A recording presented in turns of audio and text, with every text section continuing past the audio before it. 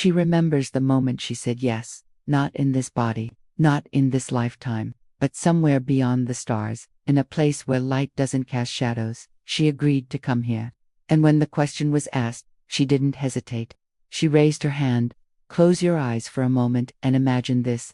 You're standing in a room that isn't really a room. The walls are made of something soft, like liquid gold mixed with air. There's no floor beneath your feet, but you're not falling. You're just there, floating, calm, and all around you, there are others, beings of light, some you recognize, some you don't, but they all feel like home, like family you forgot you had. The air hums, not with sound, but with knowing, with purpose. Someone is speaking, but not with words. The message comes as a feeling that fills your chest. A question hangs in the space between souls. Who will go? Who will volunteer? And that's when she steps forward. Her name in this life is Emma. She's 32, works at a bookstore, drinks too much coffee, feels tired most days, in a way sleep doesn't fix. But something has always felt different about her, like she's carrying a weight she can't name, like she's searching for something she lost but can't remember. When she sits down for the regression session, she's nervous. Her hands are shaking a little. She doesn't know what she's looking for. She just knows she needs answers. Why does she feel so out of place here? Why does everything feel like it matters so much, but also like she's watching it through glass? The practitioner's voice is soft, guiding, counting down. And then, the room falls away. Emma's breath slows. Her body sinks into the chair, and suddenly, she's not in the room anymore. She's somewhere else. Somewhere that feels more real than anything she's ever known. The first thing she notices is the light. It's everywhere. Not harsh like sunlight. Not dim like a lamp. It's alive. It moves like water, like breath, like thought. She looks down, and she doesn't have hands. Not the way she does now. She's just presence, awareness, a point of consciousness floating in an ocean of other points. And she's not alone. There are others around her. Hundreds of them. Maybe thousands. She can't count because numbers don't work here. They're all gathered, all focused on something ahead. And she feels it too. The pull, the calling. A voice rises, but it's not a voice. It's a vibration, a tone that moves through her like wind through leaves. It says, the time is now. Earth is shifting. The frequency is rising, but the density is heavy. The forgetting is deep. We need volunteers. We need souls willing to go into the heaviest layer, to be born into bathas, to forget who they are, to wake up slowly, painfully, through confusion and doubt, to hold the light even when they can't see it. Emma feels her essence pulse. She knows this already. She's heard it before. She's been in this meeting before, and every time, she's said yes. But this time, something is different. A figure steps forward, taller than the others, not in size, but in presence. The energy radiates calm, wisdom, compassion. The figure doesn't speak out loud, but Emma hears it clearly. This mission is not easy. You will be born into a world that has forgotten. You will feel alone. You will doubt yourself. You will wonder if any of this is real. You will face pain, loss, confusion. You will be tested in ways that will make you want to leave, but you will also be needed. Your light will matter. Your presence will shift things. Even if you never know how, Emma feels a stirring inside her essence, not fear. Something deeper, a kind of sacred seriousness. She looks around at the others. Some are hesitating, some are stepping back. Some are asking questions she can't quite hear. But she doesn't step back. She moves forward, and as she does, a memory floods into her. Not from this life, not from the life before, from many lives. She sees flashes. A woman in robes standing on a cliff. A child in a dark forest holding a lantern. A soldier kneeling in the mud, whispering a prayer. A healer in a stone temple, hands glowing over a dying man. All of them her, all of them versions of the same soul, going into hard places, holding light in the dark. This is what she does. This is what she's always done. The figure looks at her, and she feels seen, fully seen, not judged, not praised, just acknowledged. You are ready, the figure says. You have done this before, but this time will be the hardest. This time, the veil will be thicker. The forgetting will be almost complete. You will spend years not knowing who you are. You will feel broken. You will feel lost. But when the time comes, you will remember. And when you do, Your light will be needed more than ever. Emma's essence trembles, not with fear, with love, with the kind of love that doesn't make sense in human words. A love that says, I will go because I care. I will suffer because it matters. I will forget because that's the only way to truly help. And she says yes, not with words, but with her entire being. A resonance that echoes through the space. Yes, I will go. I will be born. I will forget. I will wake up. I will hold the light. The figure reaches out, and though there are no hands, Emma feels something like a touch, a blessing, a transmission of energy that fills her with warmth. Before you go, the figure says, there are things you need to understand, things that will help you when the forgetting becomes too heavy. Emma listens, her entire awareness focused on this moment. First, you will choose your family carefully. They will not understand you. This is intentional. You will be born into a place where your light is different from theirs, where your frequency doesn't match. This will be painful. You will spend years trying to fit in, trying to be like them, trying to make them proud. But you will always feel like something is missing, like you're wearing a costume that doesn't fit. This is not a mistake. This is part of the design. Because the contrast will force you to search, to question, to look beyond what you're told is real. Emma feels a pang of something. Not quite sadness, more like anticipation of sadness. She understands what this means. She will be lonely. She will feel misunderstood. She will cry herself to sleep wondering why she can't just be normal like everyone else. But she also understands why. Because comfortable people don't search. Happy people don't question. People who fit in perfectly don't look for something more. And she needs to look. She needs to search. Because that's how she'll find her way back to this moment, back to this knowing. Second, the figure continues, you will face darkness, not just around you, but inside you. You will have moments where you don't want to be alive anymore, where the weight feels too heavy, where you think about leaving. This is the hardest part, because you will forget that you chose this. You will forget that you volunteered. And in those moments, you will think you're being punished, that you did something wrong, that you're broken beyond repair. Emma's light flickers. She feels the shadow of that pain already, the echo of future suffering rippling back through time to touch her here, in this place of knowing. But here's what you need to remember, the figure says, and its presence grows warmer, brighter, more intense. Those dark moments are not failures. They are not signs that you're doing it wrong. They are the pressure that creates the diamond. They are the fire that burns away what isn't real. Every moment you survive, every morning you wake up and choose to stay, you are fulfilling your mission. You don't need to be perfect. You don't need to save anyone. You just need to stay. Just keep breathing. Just keep existing. That's the mission. Can you do that? Emma feels her essence expand. Yes, she can do that, even if it hurts, even if she forgets why, even if she spends years thinking she's failing. She can stay. She can breathe. She can exist. Third, the figure says, you will meet others like you. Not right away. It will take time. Years, maybe. But they're out there. Other volunteers, other light holders, and when you meet them, you'll know. You'll feel it, a recognition that goes deeper than words. They will be your mirror, your reminder, your proof that you're not crazy, that this is real, that you're not alone. Emma looks out into the space around her. She sees the other lights, the other volunteers. Some are preparing to go to Earth. Some have already gone and come back. Some are resting between missions, and she feels connected to all of them. Part of a team, part of a plan that's bigger than any single soul. And finally, the figure says, you need to know this. You will not remember this conversation, not for a long time. You will be born, and the veil will fall, and everything we're saying right now will disappear from your conscious mind. But it won't disappear completely. It will live in your body, in your cells, in your dreams, in the strange pulling feeling you get when you look at the stars, in the homesickness that has no cure, in the knowing that sits underneath all your doubt. And one day, when you're ready, when you've been through enough to earn the remembering, it will come back. Maybe all at once, maybe in pieces, but it will come back.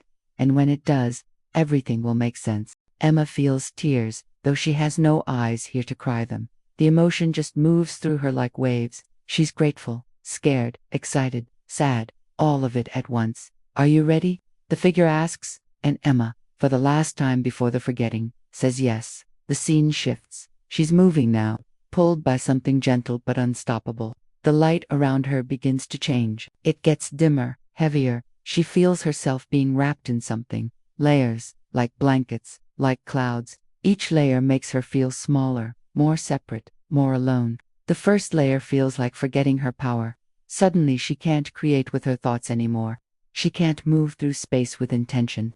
She's limited, bound. The second layer feels like forgetting her connection. The other souls fade from her awareness. She can't feel them anymore. She's cut off, isolated. The third layer feels like forgetting her purpose. Why is she going? What was she supposed to do?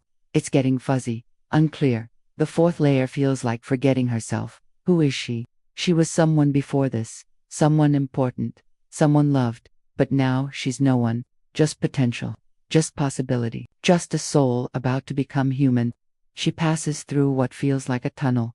The walls are soft but pressing, and on the other side, she hears sounds, strange sounds, muffled, distorted voices, crying, machines beeping, and then cold air, bright lights, hands grabbing her. And she's screaming, but she doesn't know why. She doesn't remember what she just left. She doesn't remember the meeting, the choice, the yes. She's just a baby now, small, helpless, confused, and the forgetting has begun. Years pass in flashes. She's a child, 3 years old, playing in a backyard, but something feels off. She looks up at the sky and feels homesick, but she doesn't know for what. She draws pictures of stars and shapes she's never seen. She talks to people no one else can see. Her parents tell her it's just her imagination. She starts to believe them. She's 5. Kindergarten. The other kids seem to understand how to play, how to fit in, how to be normal. But she doesn't. She sits alone sometimes, staring at nothing, feeling like she's waiting for something. What is she waiting for? She doesn't know. She's 8. 3rd grade. A teacher asks the class what they want to be when they grow up. Other kids say doctor, teacher, astronaut. When it's her turn, she says, I want to help people remember who they are. The class laughs. The teacher smiles and says, that's nice, sweetie. But Emma feels embarrassed. Stupid. She stopped saying things like that out loud. She's 12, middle school. The hardest years. Everyone is trying to figure out who they are. But Emma feels like she's trying to figure out what she is. Like she's a different species pretending to be human. She starts reading books about myths, about magic, about other worlds. Her parents worry. They say she needs to focus on real things, make real friends, live in the real world. But this world doesn't feel real to her. It feels like a dream, like a play she's acting in but forgot her lines. She's 15, high school. Depression hits like a truck. She can't get out of bed some days. Everything feels pointless, heavy, dark. She writes in her journal, I don't belong here. I want to go home, but I don't know where home is. Her parents find the journal. They take her to therapy. The therapist is nice, asks questions, prescribes pills. Emma takes them. They numb the pain, but they also numb everything else. She feels like a zombie, going through motions. She's 18, graduation. Everyone is excited about college, about the future, about freedom.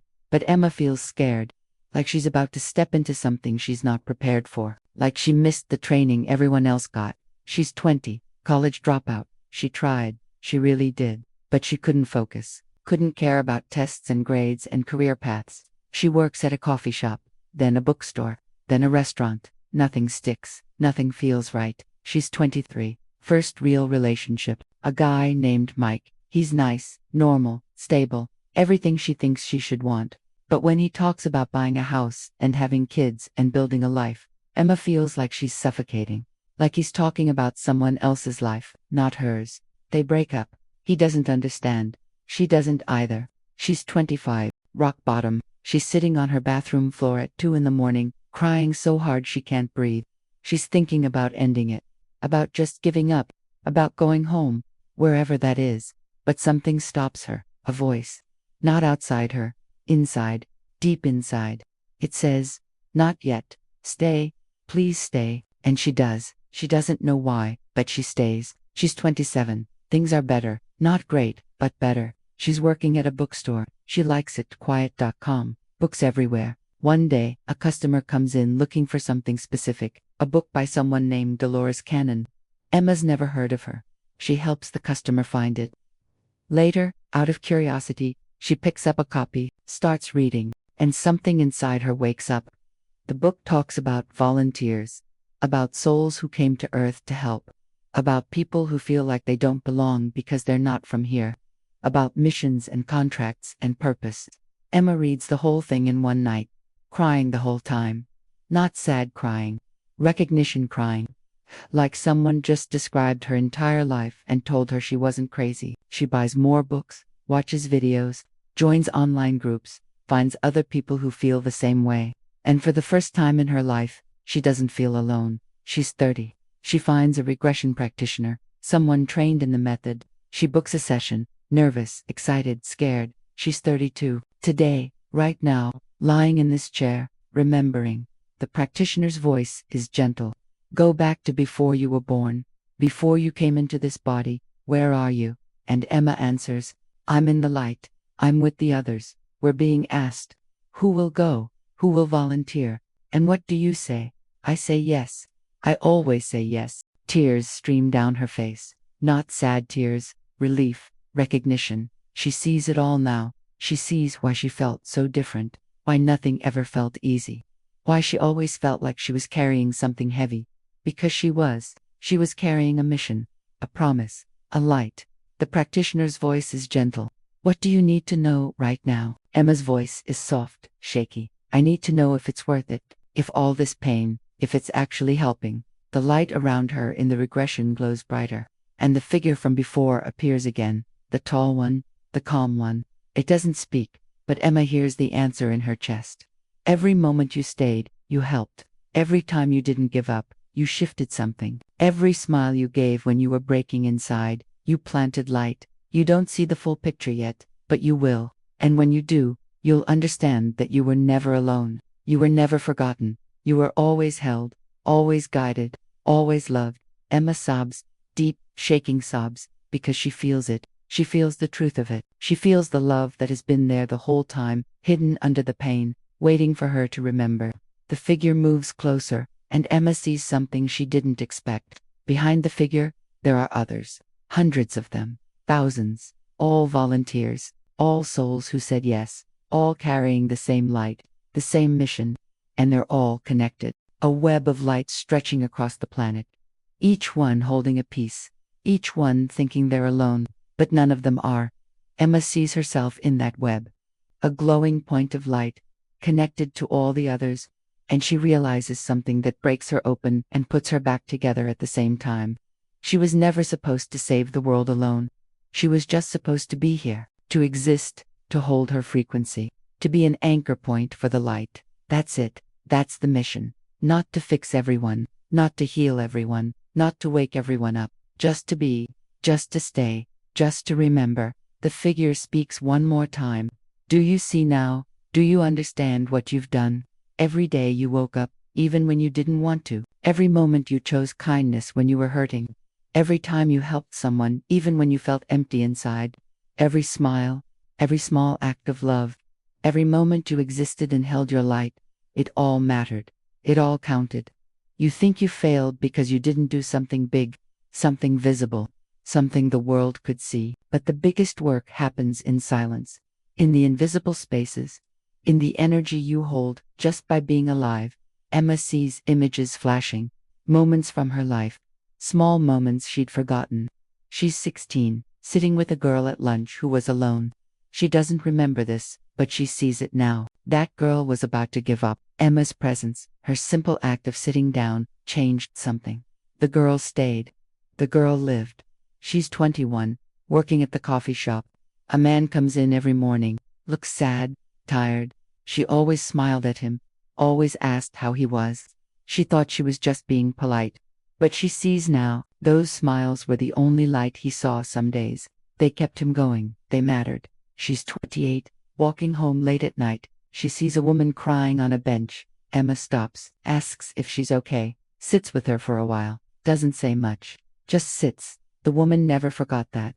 Emma saved her life that night without even knowing it. Over and over, Emma sees these moments, these tiny interactions, these small choices, and she sees the ripple effects. How one smile led to one conversation, led to one decision, led to one life saved, led to one child born, led to one invention created, led to one shift in consciousness.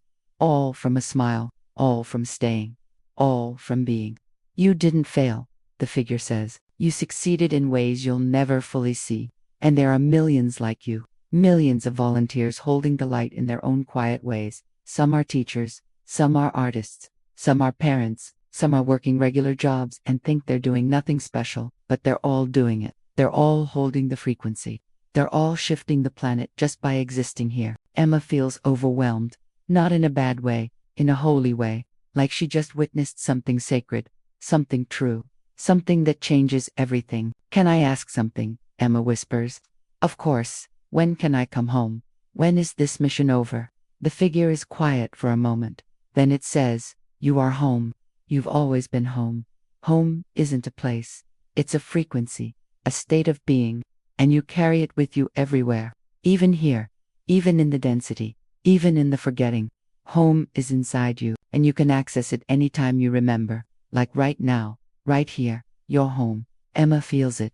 The truth of those words landing in her body like an anchor. She is home. Not because she left Earth, not because she went back to the light, but because she remembered, because she connected, because she opened her heart to the truth. And that's all it ever took. Just remembering. The practitioner's voice guides her back slowly, counting up, bringing her awareness back into the room, into her body, into this time, this place. Emma opens her eyes. The room looks different, softer, lighter. She feels different too, not healed in the way she expected, not like all her problems disappeared, but lighter, like she just put down a suitcase she's been carrying for 30 years. She sits up slowly, wipes her face, laughs a little, the kind of laugh that comes after crying, the kind that means something shifted. The practitioner smiles. How do you feel? Emma takes a breath. I feel like I just remembered who I am, and she has. Not all of it, not every detail, but enough. Enough to know that her pain had purpose, that her struggle had meaning, that her existence matters in ways she probably never fully sees. And that's okay, because she's not here to see the results. She's here to plant the seeds, to hold the space, to be the light. She leaves the session and walks outside. The air feels different. The sky looks bigger. The people passing by on the streets seem softer, more human, more connected. She wonders how many of them are volunteers too. How many of them are walking around carrying light they don't even know they have. She thinks about all the years she felt broken, all the therapy sessions, all the late nights crying, all the times she thought about leaving. And she doesn't regret any of it anymore, because it was all part of the plan, all part of the process, all part of waking up. She pulls out her phone and opens her notes app. She starts typing, not for anyone else, just for herself. A reminder, an anchor. I am not broken. I am remembering. I came here on purpose. I chose this. I am a volunteer. I am a light holder. I am exactly where I'm supposed to be. And even when I forget again, even when it gets hard again, even when I doubt again, this will still be true. I am loved. I am guided.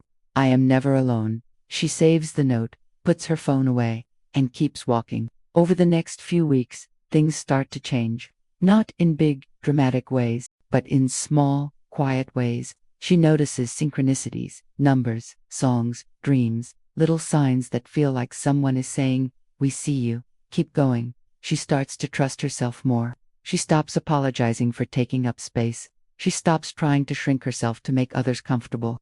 She starts to speak her truth, even when her voice shakes. She starts to say no to things that drain her. She starts to say yes to things that light her up. And she starts to notice other people, other volunteers. She can feel them, not in a weird way, just in a knowing way, a recognition. She sees it in their eyes, the same depth, the same tiredness, the same light. She starts talking to them, sharing her story, and they share theirs, and every time, it's the same. I always felt different. I always felt like I didn't belong. I always felt like I was supposed to be doing something, but I didn't know what. And Emma smiles, because she gets it. She knows. They're all part of the same mission, the same web, the same light. One day, she meets a woman at the bookstore. The woman is looking for books on spiritual awakening. Emma helps her. They start talking. The woman shares her story. How she's been feeling lost, disconnected, like she doesn't fit anywhere. Emma listens, really listens. And then she shares her own story, the regression, the remembering, the mission. The woman starts crying. I thought I was the only one, she whispers. Emma shakes her head. You're not. There are so many of us. We just haven't found each other yet. But we're waking up, we're remembering, and we're finding each other. They exchange numbers, start meeting for coffee. The woman brings a friend. That friend brings another. Soon, Emma has a small group.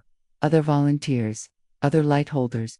They meet once a week, share stories, support each other, remind each other of the truth when the forgetting creeps back in. Emma doesn't have all the answers. She still has hard days. She still doubts. She still gets tired. But now, when those moments come, she remembers. She closes her eyes. She breathes. She sees the light, the meeting, the choice, the yes. And she keeps going. Because that's what volunteers do. They keep going. They hold the light. They stay, even when it's hard, even when it hurts, even when no one sees. They stay. One night, Emma is lying in bed, looking out her window at the stars, and she feels it again. That homesickness, that pull. But this time, it doesn't make her sad. It makes her smile.